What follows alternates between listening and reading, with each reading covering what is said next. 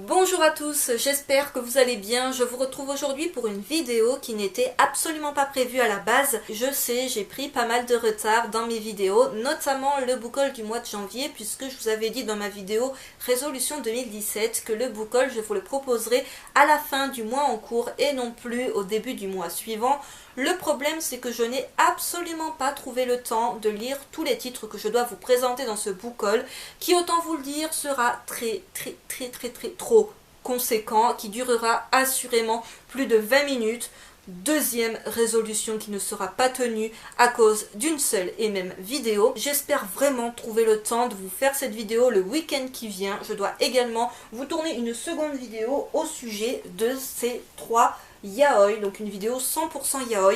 Donc ça, je vous en ai parlé sur les réseaux sociaux. Je vous avais demandé si vous désiriez une vidéo consacrée à ces trois one-shots ou si je me contentais d'en parler très brièvement dans le book haul du mois. Les avis étaient plutôt mitigés et finalement j'y ai un petit peu réfléchi et je me suis dit bon, je ne présente que très peu de yaoi sur ma chaîne. Pour une fois, j'allais proposer une vidéo 100% yaoi. Ça ne plaira pas à tout le monde puisque tout le monde ne lit pas du yaoi très clairement. Bien que cela me semble, alors je ne dirais pas tout public, je ne vais pas aller jusque là, mais il me semble assez soft tout de même. Et ils peuvent plaire à pas mal de gens, donc je me suis dit bon, on va leur consacrer une petite vidéo, la vidéo 100% yaoi. Ce n'est pas du tout un nouveau rendez-vous, c'est vraiment très occasionnellement que je trouve trois titres d'un coup qui me donnent envie et qui me motivent vraiment à lire ce genre-là. Donc c'est une vidéo qui est prévue au tournage du mois, le week-end qui vient. Concernant le prochain épisode des lectures en cours, ça fait un petit moment maintenant que je n'en ai pas fait, que je n'en ai pas proposé. Eh bien, je n'ai lu pour l'instant qu'un seul titre, donc vous faire un épisode des lectures en cours sur un manga. Je passe au contenu de cette vidéo qui j'espère vous plaira. Je vais vous parler d'un magazine. Oui, pour une fois on ne va pas parler manga, mais on va parler magazine qui parle de manga. Il s'agit du numéro 1 de Atom, la culture manga, qui est un tout nouveau magazine manga qui vient tout juste de paraître. Il est sorti officiellement le 28 janvier de cette année. Je l'ai eu 2 jours avant, ne me demandez pas comment j'ai fait pour l'avoir 2 jours avant. Tout bonnement, je suis passée à la gare SNCF, donc à la gare Saint-Charles de Marseille, et il l'avait au relais. Voilà, je crois qu'il y a 1 ou 2 relais dans la gare Saint-Charles et je l'ai trouvé dans un relais et j'étais joie quand je l'ai trouvé. J'avais peur justement de galérer parce que j'avais fait un kiosque, le kiosque où je vais tout le temps. Voilà, super info, hyper importante. Je vais tout le temps dans le même kiosque qui est pas très loin de mon boulot tout simplement, donc qui est sur le Prado à Marseille. Et ce kiosque-là, eh bien, toutes les 2 semaines, je prends mon One Piece Log que je continue à acheter tout simplement. Et en fait, ils n'avaient pas du tout entendu parler de ce magazine. Et je pense que beaucoup de kiosques ou de libraires ne vont peut-être pas, enfin de libraires, de librairies presse, eh bien je pense que beaucoup n'ont peut-être pas encore entendu parler de ce titre, qui va peut-être pas se vendre partout. Je ne crois pas qu'on puisse l'acheter sur internet. On a un truc pour le commander. J'essaie de vous trouver la page où on peut le commander. Après voilà, il faut acheter le numéro 1 pour pouvoir le commander, voilà. Pour 30 € par an, puisqu'en fait il faut savoir que c'est un magazine trimestriel, donc il y a 4 numéros par an. Ils sont vendus au prix de 9,90 € pour 132 pages. Et là, quand j'avais dit 9,90 € sur les réseaux sociaux, beaucoup m'ont dit « Oula, c'est cher ». C'est cher. Et là, je vais vous dire dans cette vidéo pourquoi non, ce n'est pas cher, pourquoi le prix est juste et pourquoi il faut investir. Oui, il faut investir 10 € tous les 3 mois, certes, mais pour moi, ça vaut le détour et c'est vraiment un magazine que je ne vais absolument pas louper. Alors déjà, des magazines manga, je n'en présente jamais sur ma chaîne. Vous n'avez pas loupé de vidéo à ce sujet, je vous rassure, je n'en ai, je crois, jamais parlé. J'ai peut-être montré une fois un magazine vite fait. Je n'en achète pas tout simplement parce que les magazines du genre Animeland, Coyote, etc., bref, tous les magazines qui parlent de manga, eh bien, ils parlent très souvent d'animé, de films d'animation, de films live, de drama, bref, toutes ces choses que je ne regarde pas et dont je me fous complètement. Au niveau des mangas, ils vont souvent nous parler de titres excessivement connus, très mainstream et très commerciaux.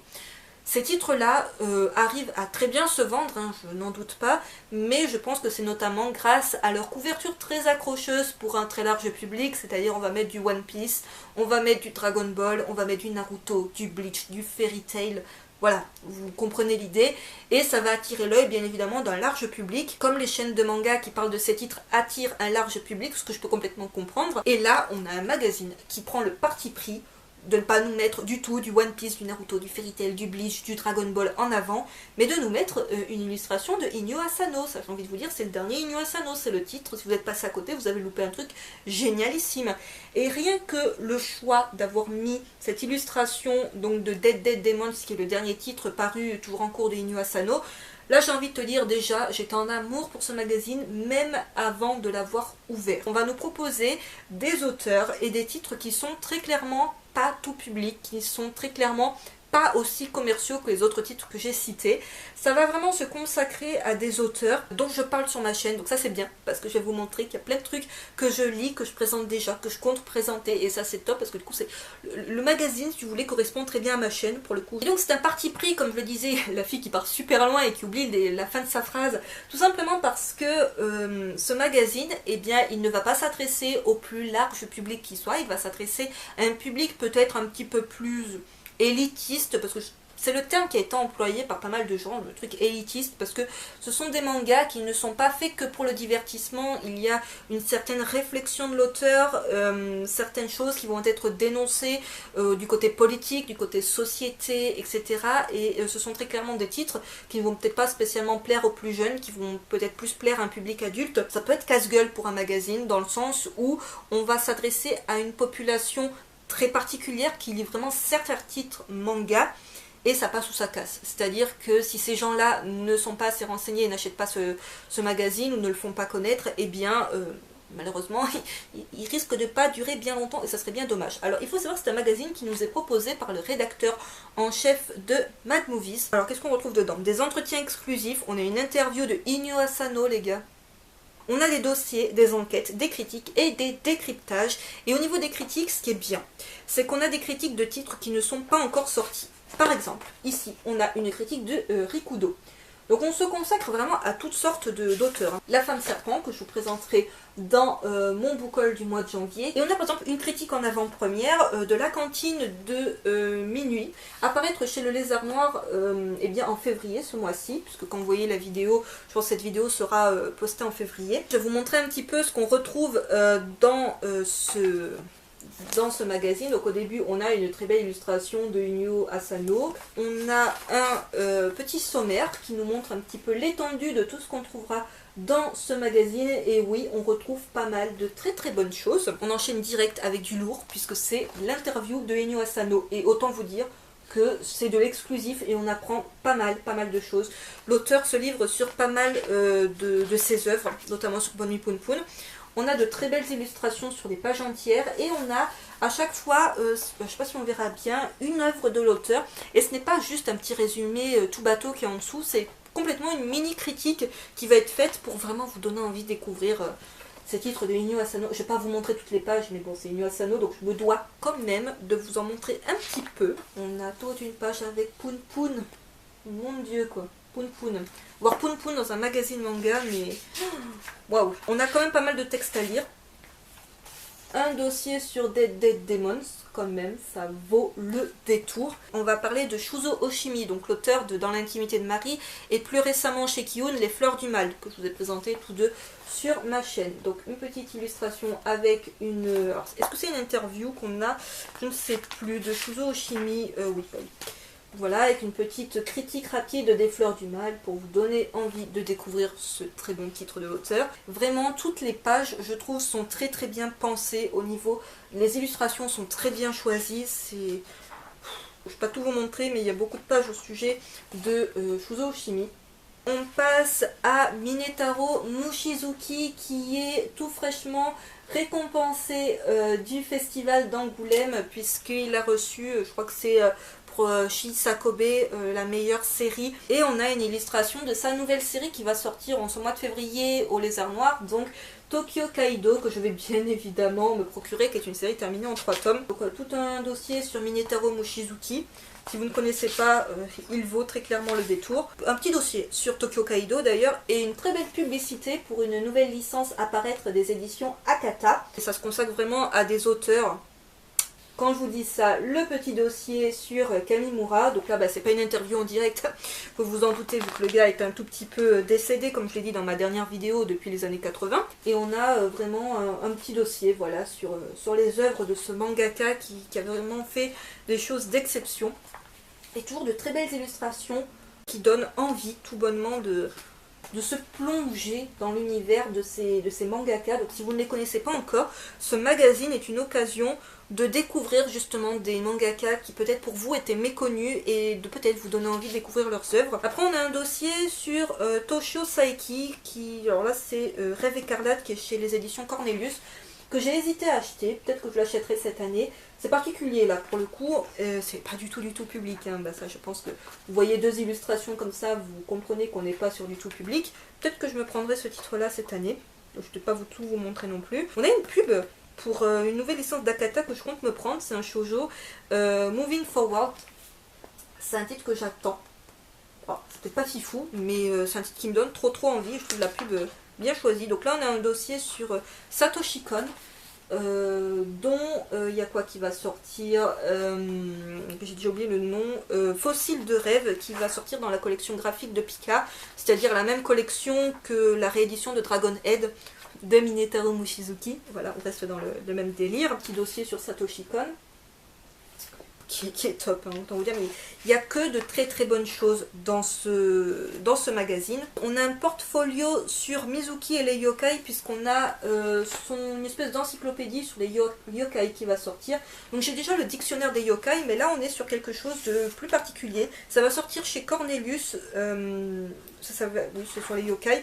C'est particulier au niveau du dessin, faut aimer, personnellement je trouve ça génial. Mais c'est assez cher, je crois qu'il est pratiquement à 40 €, voire plus de 40 €. Donc ça, j'hésite un petit peu à l'acheter, mais il a l'air top. Peut-être que je me le ferai offrir, je sais pas. Il a l'air top, et c'est vraiment une vision des yokai très propre à l'auteur. Et ça me donne trop envie, parce que moi, tout ce qui est yokai, comme je vous l'avais dit, le dictionnaire des yokai, ce genre de choses, j'aime beaucoup. J'aime beaucoup celui-là. Voilà, comme vous voyez, niveau illustration, franchement, ça se fout pas de notre gueule. On a tout un petit dossier sur Eldo Yoshimizu, dont je vous ai parlé avec son œuvre Ryuko, qui est sortie chez le Lézard Noir, que j'ai mis dans mon top manga 2016. C'est toujours parsemé d'illustrations, de petites notes. Vraiment, on a en plus, on a, si vous voulez, la petite légende pour vous dire à quoi se rapporte l'image, au cas où vous cherchez le manga concerné. Donc voilà. Par la suite, donc après ce dossier terminé, on a tout un dossier sur Rei Mikamoto, donc sur Bloody Delinquent Girl Chainsaw. Alors, vous avez des pages couleurs. Donc encore une fois au niveau du prix, mais ça vaut très largement son prix. Et il y a un mini dossier, une mini interview de Shuei Sasaki, donc sur Virgin Dog Revolution, que je vous ai présenté au mois de décembre sur ma chaîne. Un cahier critique où on a des petites critiques rapides, comme je vous ai montré au début de la vidéo, au sujet de mangas qui sont sortis ou qui ne sont pas encore sortis. Là par exemple on a Levius Est qui est sorti ce mois-ci, que je vous ai parlé dans ma dernière vidéo, et ça se termine là-dessus. Donc 132 pages, 9,90 €, un papier qui est vraiment de qualité, un ouvrage qui est souple, je vais essayer de bien le conserver. Et puis voilà, j'ai envie de dire, que demande le peuple, vraiment, que demande le peuple. C'est à peu près tout ce que j'avais à vous dire pour ce premier numéro d'Atom. Je vous mettrai dans la barre d'infos le lien de leur page Facebook, sur laquelle vous pouvez retrouver pas mal de choses, notamment des teasers vidéo de ce premier numéro, des illustrations, vous pouvez discuter avec eux, bref, il y a pas mal de choses. Je ne crois pas qu'ils aient encore de site en ligne, mais ils ont une page Facebook et ils la tiennent vraiment bien à jour. Et une dernière petite chose que j'avais à vous montrer dans le même ordre d'idée, puisqu'il s'agit d'un journal. Alors bon, je ne sais pas si vous pouvez encore le trouver, moi je l'ai acheté le jour de sa sortie, j'avais vu, enfin c'était annoncé sur leur Twitter, et du coup je me suis jetée dessus, là pour le coup dans n'importe quel kiosque on pouvait le trouver. C'est le Libération du jeudi 26 janvier, dont la une est illustrée par Minetaro Mushizuki. Donc c'était dans le cadre du festival d'Angoulême, bien évidemment. Et même si je ne lis que très rarement, enfin je lis le journal, mais je le lis en ligne, en fait je n'achète pas les journaux. Là on avait, je vais y arriver, on avait une très belle illustration de Minetaro Mushizuki. Derrière on a un Voilà, un autre sujet manga, je vous avoue que je l'ai pas du tout lu, mais je le voulais au moins pour cette une. Voilà, c'est l'achat complètement inutile, en même temps Libération ça coûte 2 €, donc ça mange pas trop de pain. Cette vidéo est à présent terminée et j'espère qu'elle vous aura plu. N'hésitez pas à me dire dans les commentaires si vous avez déjà acheté ce numéro 1 d'Atom, si vous comptez le faire, si peut-être vous avez découvert le magazine avec cette vidéo, si vous avez acheté le Libération du 26 janvier également, ça m'intéresse. N'hésitez pas non plus à me poser vos questions si jamais, eh bien justement, j'ai oublié d'évoquer certaines choses au sujet de ce premier numéro du magazine Atom. Voilà, n'hésitez pas à me poser vos questions en commentaire. Je pense avoir tout dit dans cette vidéo, mais on ne sait jamais. Sur ce, je vous retrouve très vite pour une prochaine vidéo. Bye!